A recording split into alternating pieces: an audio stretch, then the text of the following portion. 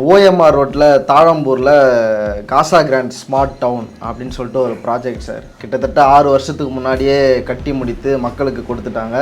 நீதிமன்றத்தில் என்ன தீர்ப்பு வருதுன்னா, அந்த இடம் அரசுக்கு சொந்தமான இடம் அப்படின்ற மாதிரி தீர்ப்பு வருது. காசா கிராண்ட் ஓபிஎஸ்னுடைய பினாமி நிறுவனம். ஓபிஎஸ் தான் எம்எம்டிஏ சிஎம்டிஏ உடைய அமைச்சர். யார்கிட்ட போய் முறையிடுவது? இப்போ இந்த இதில் ஓபிஎஸ்க்கு பங்கு இருக்குன்னு சொல்கிறீங்க. ஓபிஎஸ் பங்கு இல்லாமல் நீங்கள் எடப்பாடிக்கும் ஓபிஎஸ்க்கு என்ன சண்டைனா போன கவர்மெண்ட்ல நீங்க சிஎம்டி என்கிட்ட கூட சண்டை ஓட்டு கேட்டு வாங்கினார் ஓபிஎஸ். டிடிசி அப்ரூவ் கொடுக்க நீங்க ஓபிஎஸ் உறவினர்கள் பல 100 பேர் நீங்க கார்லயே உட்கார வச்சு டிடிசி அப்ரூவ் பண்ணி கொடுத்தான். இவன் என்ன பண்ணுவான், அந்த காசா கிராண்ட் நிறுவனம் என்ன பண்ணும்னா 5 ஏக்கர் நிலத்துல இப்ப அரசு நிலத்துல கட்டடம் கட்டுறான். இதுக்கான ஆவணங்களே ஒண்ணுமே இல்லை. அப்ரூவ்லாம் எப்படி சார்? கடை 10 நாள்ல அடிச்சு கொண்டு அங்கேயே கொடுத்துருப்பான். காசா கிராண்ட் நிறுவனம் அரசு அலுவலகத்துக்கு போக வேண்டியது இல்லை. அரசு அலுவலகமே காசா கிராண்ட் அலுவலகத்துக்கு போயிருக்கும். அமைச்சர் நம்மளை காப்பாற்றுவாரு, அதிகாரி காப்பாற்றுவாரா? அமைச்சருடைய பினாமி நிறுவனமே காசா கிராண்ட 400 வீடுகள், அதாவது 40 லட்ச ரூபா 60 லட்ச ரூபா 1 கோடி ரூபா வரைக்கும் கட்டி மக்களுக்கு விற்றுருக்குது. அவர்கள் நினைத்தால் அதை பட்டா வாங்கியிருக்கலாம். அரசு நிலத்தையே 99 வருஷத்துக்கு குத்தகைக்கு எடுத்து பட்டா வாங்கியிருக்கலாம். அறம் நாடு பார்வையாளர்களுக்கு வணக்கம். இன்று நம்முடன் இணைந்திருக்கும் சிறப்பு விருந்தினர் மூத்த பத்திரிகையாளர் தமிழா பாண்டியன் அவர்கள். வணக்கம். வணக்கம். ஓஎம்ஆர் ரோட்டில் தாழம்பூரில் காசா கிராண்ட் ஸ்மார்ட் டவுன் அப்படின்னு சொல்லிட்டு ஒரு ப்ராஜெக்ட் சார். கிட்டத்தட்ட 6 வருஷத்துக்கு முன்னாடியே கட்டி முடித்து மக்களுக்கு கொடுத்துட்டாங்க. இப்போ என்ன நடந்துட்டு இருக்குன்னா, அதற்கான உரிய ஆவணங்களை, அதாவது பட்டா, இந்த வீடு சிட்டா அதெல்லாம் அவங்களுக்கு கொடுக்காதது ஒரு பிரச்சனையாகுது. நீதிமன்றத்துக்கு போகிறாங்க. நீதிமன்றத்தில் என்ன தீர்ப்பு வருதுன்னா, அந்த இடம் அரசுக்கு சொந்தமான இடம் அப்படின்ற மாதிரி தீர்ப்பு வருது. கிட்டத்தட்ட 6 வருஷமாக அவங்க இஎம்ஐ கட்டி தன்னுடைய சொந்த வீட்டு கனவில் வாழ்ந்து கொண்டிருந்தவர்களுக்கு ஒரு பேரிடியாக மாறி இருக்கிறது. வேறு இடத்துல நாங்கள் இந்த இடம் கொடுத்துட்றோம் அப்படின்னு சொன்னாலும் இந்த தவறு நடக்கக்கூடாத ஒன்று தானே சார். இதை எப்படி பார்க்குறீங்க இந்த பிரச்சனையை? இதுக்கு மாநில அரசு அமைச்சர் இதில் உடந்தை, திமுக ஆளுங்கட்சியாக இருந்தால் திமுக அமைச்சர் உடந்தை, அந்த பகுதி மாவட்ட செயலாளர் உடந்தை. அதிமுக அரசுக்கும் இதில் உடந்தையாக தானே சார் இருந்திருப்பாங்க? கண்டிப்பாக. நீங்கள் எந்த ஆட்சி இருக்கும்போது அந்த கட்டடம் கட்டப்படுது. 6 வருஷத்துக்கு முந்தினா அதிமுக ஆட்சி தான். காசா கிராண்டு ஓபிஎஸ்னுடைய பினாமி நிறுவனம். ஓபிஎஸ் தான் எம்எம்டிஏ சிஎம்டிஏ உடைய அமைச்சர். யார்கிட்ட போய் முறையிடுவது? அமைச்சருடைய பினாமியை அரசு நிலத்தில் 400 வீடு கட்டுறாருன்னா யாரிடம் போய் முறையிடுவது? நீங்கள் அமைச்சர் நம்மளை காப்பாற்றுவார், அதிகாரி காப்பாற்றுவாரா? அமைச்சருடைய பினாமி நிறுவனமே காசா கிராண்ட 400 வீடுகள், அதாவது 40 லட்ச ரூபா 60 லட்ச ரூபா 1 கோடி ரூபா வரைக்கும் கட்டி மக்களுக்கு விற்றுருக்குது. அவர்கள் நினைத்தால் அதை பட்டா வாங்கியிருக்கலாம். பட்டா அரசு நிலத்தையே 99 வருஷத்துக்கு குத்தகைக்கு எடுத்து பட்டா வாங்கியிருக்கலாம். ஆனால் இந்த மக்கள் ஒன்றுமே செய்ய மாட்டான். இவன் ஒரு சாம்பிராணி மடையன். யார்? இந்த 400 பேரும் எந்த விதமான எதிர்ப்பும் செய்ய மாட்டான். நடுத்தர மேட்டுக்குடி மக்கள் போராடுவான், கோர்ட்டுக்கு போவான், வீட்டுக்கு போய் படுத்துருவான். இதே கேரளாவாக இருந்தால் காசா கிராண்ட் நிறுவனம் நீங்கள் தீக்கிரையாக்கப்படும். எந்த காசா கிராண்ட் நிறுவனம் அதனுடைய ஷேர் மார்க்கெட் பைசாவுக்கு தெருவுக்கு வந்திருக்கும். காசா கிராண்ட் நிறுவன குடும்பம் வெளிநாடுக்கு தப்பி ஓடி இருக்கும். எங்கே? இதே கேரளாவா, கர்நாடகாவா, ஆந்திராவா, பஞ்சாபா, எங்கே இருந்தாலும் இது நடந்திருக்கும். இப்போ இந்த தாழம்பூரில் இந்த பிரச்சனை எங்கேருந்து சார் தொடங்குது? எங்கேருந்து தொடங்குதுன்னா, நீங்கள் அங்கே ட்ரைனேஜ் கிடையாது, வாட்டர் போர்டு கிடையாது. இவன் என்ன பண்ணுவான், அந்த காசா கிராண்ட் நிறுவனம் என்ன பண்ணும்னா, இப்போ அதில் ஒரு 5 ஏக்கர் நிலம், 5 ஏக்கர் நிலத்தில் நீங்கள் இப்போ அரசு நிலத்தில் கட்டடம் கட்டுறான்.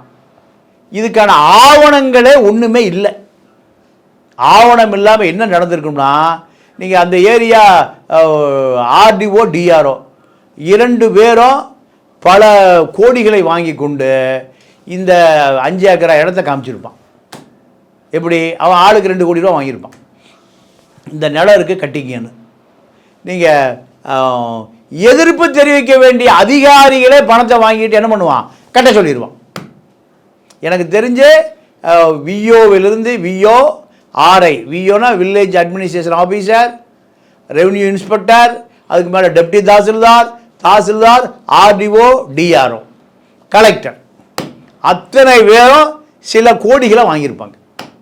வாங்கிட்டு இந்த இடம் காலி இடம், அரசுக்கு சொந்தமான இடம், இதில் நீங்கள் கட்டடத்தை கட்டிக்கிங்க, இது அரசு நிலம், கட்டிடம் கட்டக்கூடாதுன்னு சொல்லக்கூடிய அதிகாரிகளே கட்ட சொல்லியிருக்கான்.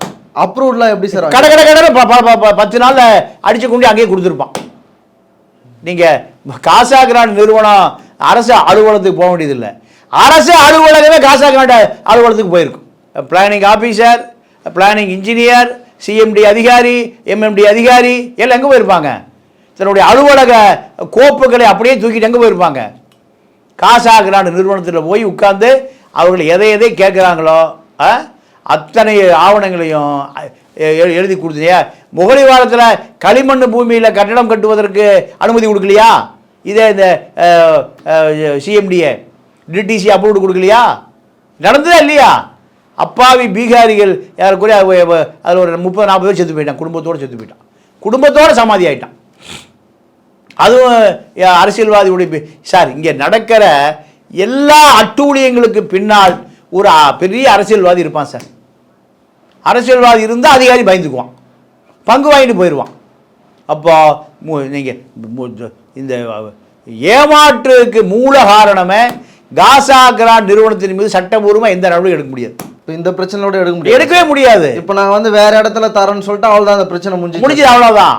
இப்போ அனுமதி இல்லாமல் கட்டணம் கட்டுவது, அரசு நிலத்தை ஆக்கிரமித்தது, இந்த இதெல்லாம் அவங்க மேலே கேஸ் போடலாம்ல சார்? கேஸு அரசு தான் வழக்கு தொடுக்கணும், அரசு அதிகாரிகள் தான். அரசுங்கிறது அதிகாரிகள், அதிகாரிகள் பாதி பேர் ஜெயிலுக்கு போயிடுவான், அதிகாரி பாதி பேர் ஜெயிலுக்கு போயிடுவான். அப்போ யார் வழக்கு தொடுக்கிறது சொல்லுங்க?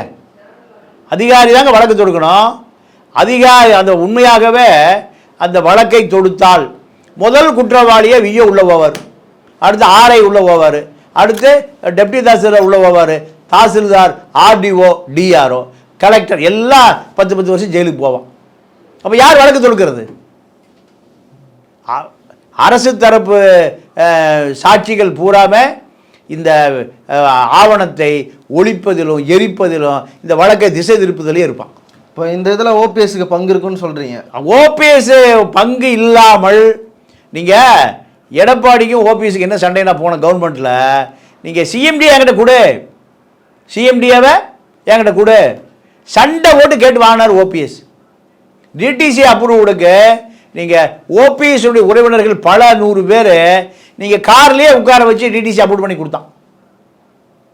நீ யாருக்கு வேணுமோ ஒரு 10 ஏக்கரா போட்டான், 10 ஏக்கரா போட்டு அதில் டிடிசி அப்ரூவ்டு தான் விற்க முடியும். உடனே என்ன பண்ணுவான், யார் அப்ரூவ்டு வேணுமோ அங்கே அவனே கார்லேயே போயிடுவான். அவன் காரில் ஏறுவான், இன்னோவா காரில். எவ்வளோ விஷயம், ஒரு 10 ஏக்கரா போகணும், சரி 1 கோடி ரூபா, அந்த 50 லட்ச ரூபா, இந்த பேப்பரை கொண்டு வந்து அப்ரூவ் பண்ணி கொடுத்தா 50 லட்ச ரூபா. அரசாங்கம் கார்லேயே நடந்தது, நான் பல இடங்களில் பார்த்துருக்கேன். ஆஃபீஸருக்கு ஆஃபீஸில் வேலையே கிடையாது, வேலையே கிடையாது.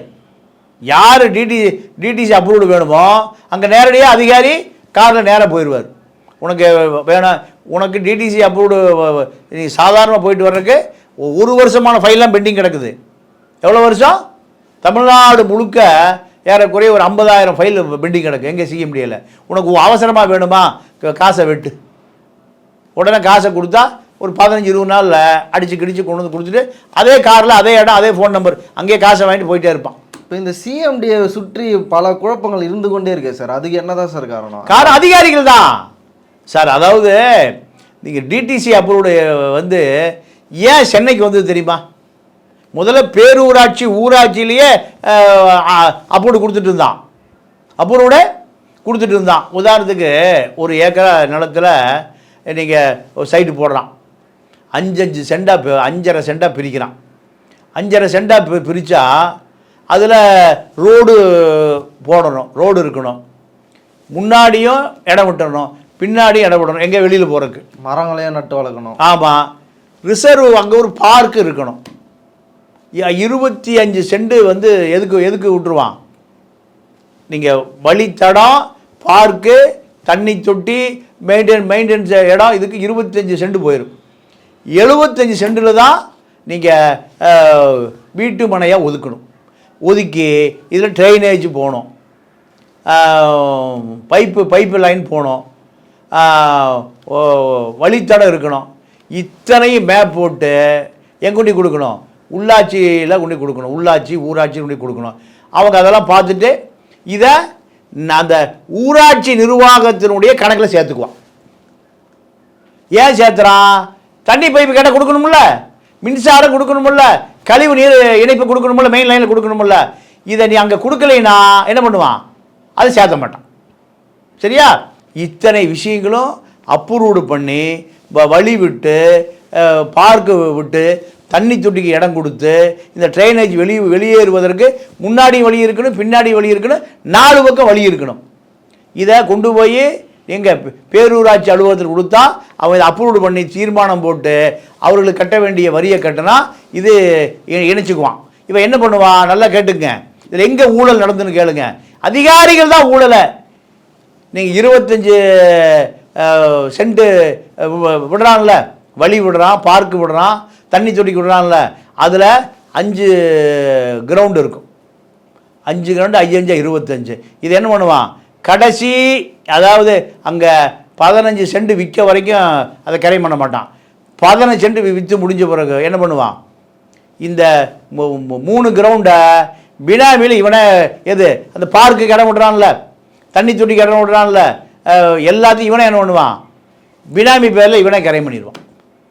கரை பண்ணாடுறா, தண்ணி தொட்டிக்கு இடம் இல்லை, ட்ரைனேஜுக்கு இடம் இல்லை, முன்னாடி வழியை ரோட்டுக்கு விடணும், அதையே கார்னர் சைட்டு அதையும் கரை பண்ணிடுவான்.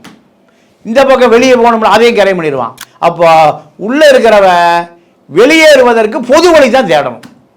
இந்த மாதிரி ஊழல் நடக்குது, ஏமாத்துறான் அப்படின்னு சொல்லித்தான் பேரூராட்சி, ஊராட்சி, உள்ளூர் ஆட்சியில் அனுமதி கொடுக்கக்கூடாது. எல்லா இடத்துலையும் எங்கே வர சொன்னான்? சென்னைக்கு. அப்போ ஊழல் ஒழிஞ்சிருக்குமே சார்? பெரிய ஊழல் அங்கே தான் ஆரம்பிச்சது. பெரிய ஊழலை இங்கே உடனடியாக நீ சைட் போட்டு விற்கணுமா, எனக்கு ஸ்கொயர் ஃபீட்டுக்கு 50 ரூபா கொடு. 1 லட்சம் ஸ்கொயர் ஃபீட்டா, எனக்கு ஒரு 5 லட்ச ரூபா கொடு. இந்த ஊழல் நீங்கள் அங்கேயே அதை சரி பண்ணியிருக்கணும். எங்கே? ஊராட்சியிலேயே யார் அந்த சைட்டை போட்டு விற்றானோ அவனை 2 குண்டாஸ் போட்டுருந்தீங்கன்னா எல்லாம் பயந்துருப்பான். மக்களை ஏன்டா ஏமாத்துன? இப்போ காசா கிராண்டில் லட்சங்கள், கோடிகள், அங்கே சில ஆயிரங்கள். இப்போது டிடிசிபி அப்ரூவ்டு இடங்கள் ஒரு பக்கம் இருக்கும்போது இந்த அடுக்குமாடி குடியிருப்புகளில் என்ன மாதிரியான ஊழல் சார் நடக்குது? என்ன மாதிரி ஊழல் நடக்குதுன்னா, நீங்கள் ஒரு 10 ஏக்கரா நிலம், இப்போ அந்த காசா கிராண்ட் வாங்கினோம்ல, வாங்கிட்டு அது அரசு நிலம், நல்லா தெரியும் அரசு நிலம்னே. அரசு நிலம்னு யார் சொல்லியிருப்பா? நீங்கள் அது கட்ட ஆரம்பித்தோடனே கல் செங்கலை இறக்கணுன்னே விஓ போய் தாசில்தார்கிட்ட சொல்லிடுவார், சார் நம்ம கவர்மெண்ட் லேண்டில் கொண்டு கல் மண்ணு இறக்கிட்டாங்க சார். உடனே தாசில்தார் காசா கிராண்ட் ஆஃபீஸுக்கு போவார். போனோடனே 1 கோடி ரூபா கை மாறிடு. எவ்வளவு? 1 கோடி கை மாறிடு. அவர் அதிகாரியான ஆர்டிஓக்கு 50 லட்சம் கொடுப்பார். அவர் எடுத்து கொண்டு போய் டிஆர்ஓக்கு 25 லட்சம் கொடுப்பார். இப்படியே எல்லா பக்கம் போன பிறகு அதை நீங்கள் குற்றவாளியை பிடிக்க வேண்டிய போலீஸே குற்றவாளிக்கு லஞ்சம் வாங்கினா குற்றவாளி யாருக்கு பயப்படுவான்? அப்போது அரசியல் நிலத்தில் கட்டிடம் கட்டிகிட்டே வருவான், மேலே எழும்பிகிட்டே இருக்கும். அப்ஜெக்ஷன் பண்ண வேண்டிய அதிகாரி அதை பார்த்து ரசிச்சுட்டே இருப்பான். அப்பாவி மக்கள் என்ன நினைப்பான்? தாசில்தார் சட்டப்படி நடவடிக்கை எடுத்திருப்பார், ஆர்ஐ நடவடிக்கை எடுத்திருப்பார், கலெக்டர் நடவடிக்கை எடுத்திருப்பார். இத்தனை பேருமா ஏமாற்ற போகிறாங்க இந்த நம்மளை அப்படின்னு யாரா நினச்சிருப்பா? அப்பாவி மக்கள் நினைக்கிறான். இத்தனை பேர் தான் அவனை ஏமாற்றுவான். அப்போ அதிகாரிகளே திட்டமிட்டு அரசு நிலத்தில் கட்டணம் கட்டியிருக்காங்கன்னா இது கலெக்டருக்கு தெரியாமல் இருக்குமா? இல்லை டிஆர்ஓக்கு தெரியாமல் இருக்குமா?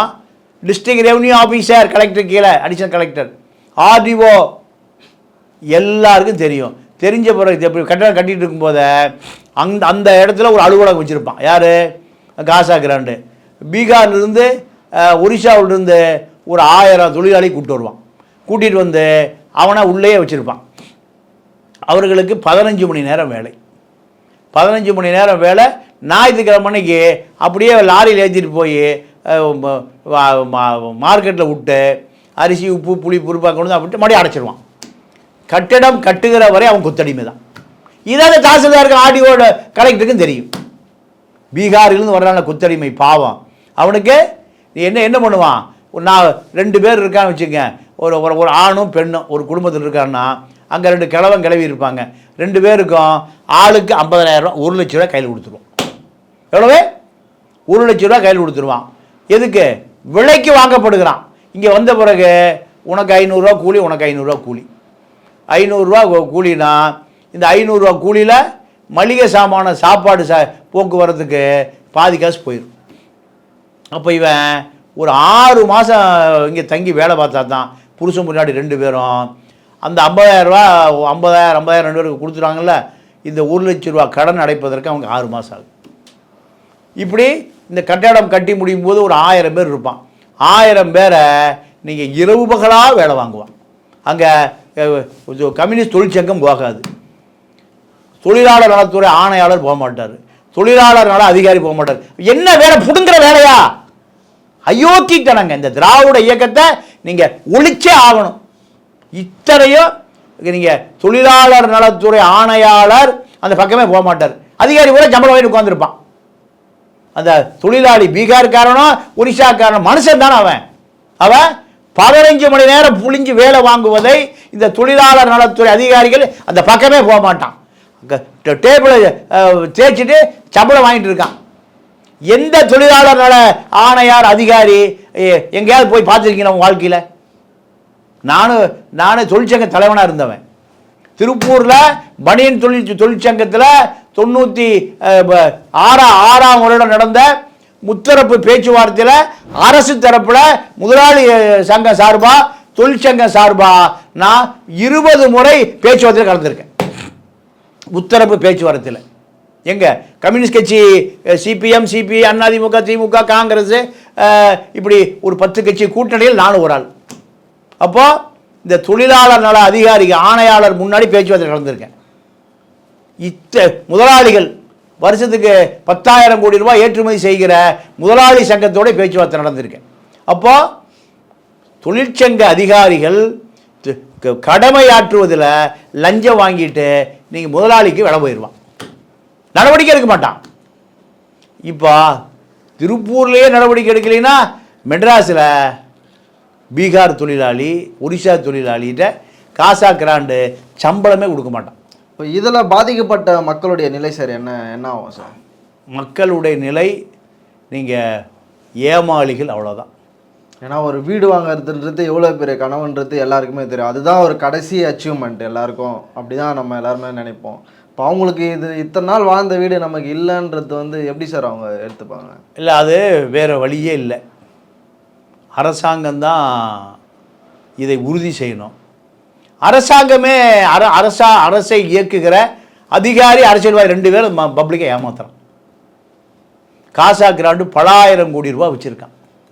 அதிகாரிகளும் அவன் ஈஸியாக பர்ச்சேஸ் பண்ண முடியும், காவல்துறை அதிகாரிகளை பர்ச்சேஸ் பண்ண முடியும், இப்போ இருக்கக்கூடிய அமைச்சர்களை பர்ச்சேஸ் பண்ண முடியும். யார் இந்த மக்கள், அப்பாவி மக்கள், நிராயுத பாணிகள் எப்படி போய் போராடுவான், எப்படி கேட்பான்?